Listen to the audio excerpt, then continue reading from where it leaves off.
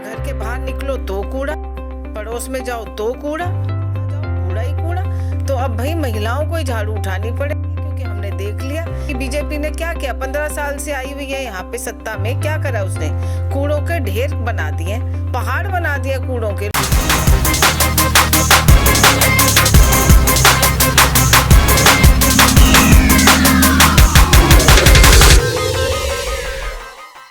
नमस्कार, मेरा नाम मलका गहलोत है।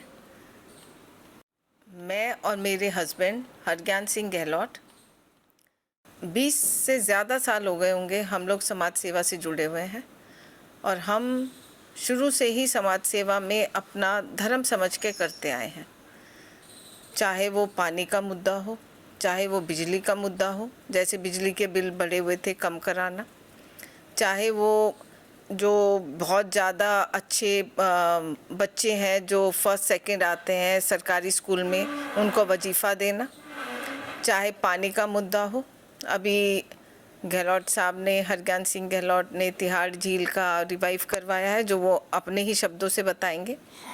तो मतलब कोई भी आप मुद्दा उठा लो, शिक्षा का, आप सफाई का, सफाई अभियान के लिए भी हमने बहुत वो करा है, और अब तो हम उस पार्टी से जुड़े हैं जिस पार्टी का मुद्दा ही सफाई है। घर के बाहर निकलो तो कूड़ा, पड़ोस में जाओ तो कूड़ा, जहाँ जाओ कूड़ा ही कूड़ा।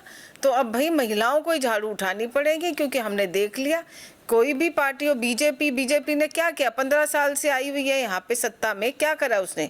कूड़ों के ढेर बना दिए, पहाड़ बना दिए कूड़ों के। लोग जाते हैं हिल स्टेशन देखने, यहाँ कूड़े के पहाड़ बना दिए जहाँ गिद्ध और वो घूमते रहते हैं। गिद्ध भी मर रहे हैं वो कूड़ा गंद खा के। तो इंसानों का क्या है? हवा पानी सब खराब कर रहे हैं।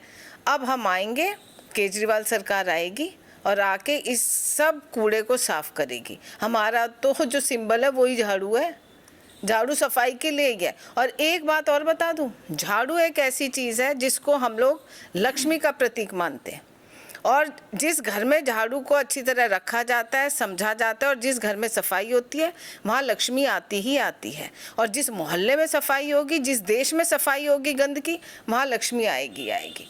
और दूसरी बात ये कि आज जैसे इलेक्शंस का आप मेरे से पूछ रहे थे क्वेश्चन कि इलेक्शंस आज अनाउंस करें हैं। आज देव उठनी एकादशी है। देव उठनी एकादशी के बाद सारे शुभ काम शुरू होते हैं, तो अब कुछ शुभ होने वाला है। और गहलोत साहब का आज हिंदी तिथि के अनुसार जन्मदिन भी है।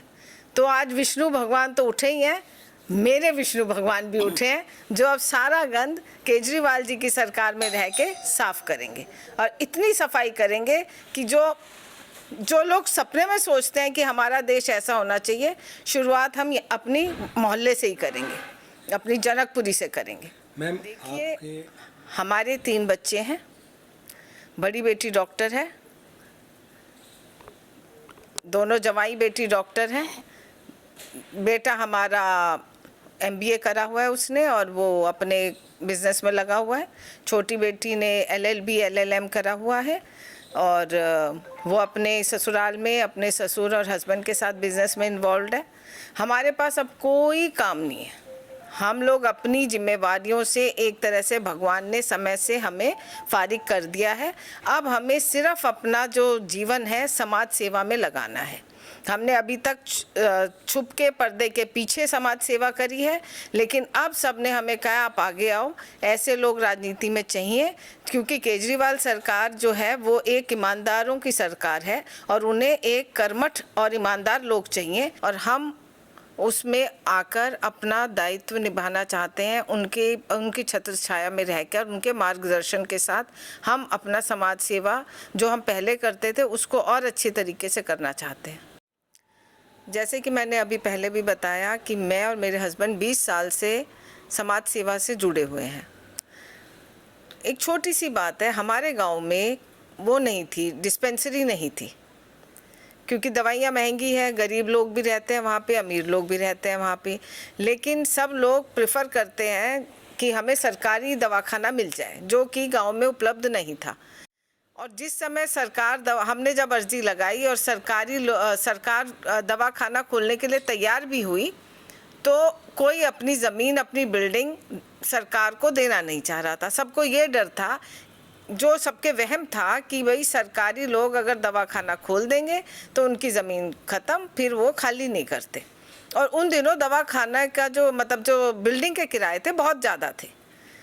तो गहलोत साहब, हरज्ञान सिंह गहलोत ने, हम लोगों ने घर में डिस्कस किया। इन्होंने बोला अलका, धर्म का काम है और भगवान का दिया आगे पीछे हमारे पास सब है।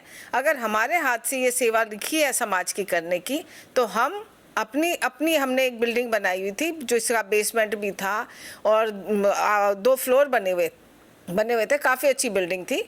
और गहलोत साहब ने कहा मैं अपनी बिल्डिंग देता हूँ। पहले तो जो लेने आए थे उन्हें बड़ा अचंभा हुआ कि अरे इतनी अच्छी बिल्डिंग दे देंगे, क्योंकि किराया देती है गवर्नमेंट, ऐसी बात नहीं किराया नहीं देती, पर किराया नॉमिनल सा दिया जाता है। कोई बात नहीं, हमने अपनी बिल्डिंग दे दी। वो काफ़ी साल वहाँ पर रही और अच्छी तरह चली।